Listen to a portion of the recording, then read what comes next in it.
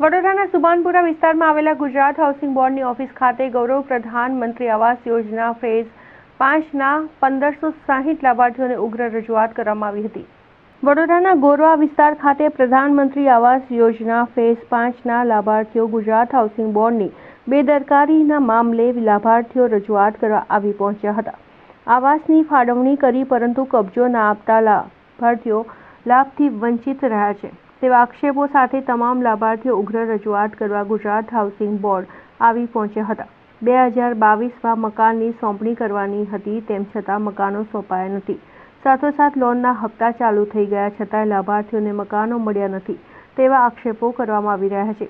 લાભાર્થીઓનો એક જ સ્વર મકાન મળ્યું નથી અને પેનલ્ટી ભરવાની નોટિસો કેમ આપી? આશરે 1000થી લઈ 60000 સુધીની પેનલ્ટી કેવી રીતે ભરીશું ને કયા કારણસર પેનલ્ટી મોટી કરવામાં આવી છે?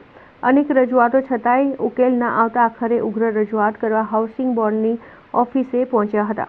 આ દરમિયાન મીડિયા સાથે વાત કરતા ગુજરાત હાઉસિંગ બોર્ડના નાયબ કાર્યપાલક ઇજનેર અમિતે જણાવ્યું કે 1560 EWSના મકાનો બનાવ્યા છે। તેઓ લાભાર્થીઓની રજૂઆત ચોક્કસ ધ્યાને લેશે અને તેઓ તેમની રજૂઆત તેમની હેડ ઓફિસે મોકલે છે અને તેમની પ્રોસેસ કાર્યરત છે। ટૂંક જ સમયમાં તેઓના મકાન તેમને આપવામાં આવશે। સ્વામી વિવેકાનંદ હાઈ સ્ટ્રીટ 5 માંથી ડી ટાવરમાં મારું મકાન છે। 206 નંબરનું મકાન છે।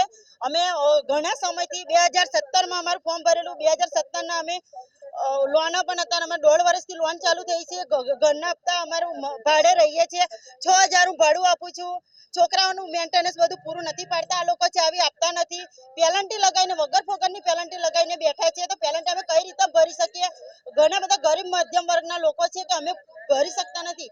300 થી લઈને 60000 સુધી પેનલ્ટી લોકોને લગાવીને બેઠા છે, અમે ભરી શકીએ થાય અને એવું કહે છે અમે કે પેનલ્ટી માફ કરો, તો પેનલ્ટી ક્યારે માફ થશે? જવાબ આપતા નથી। કહે છે કે તમારો જવાબ પોઝિટિવમાં આવશે, પણ ક્યારે આવશે એનો અમારે જવાબ જોઈએ છે।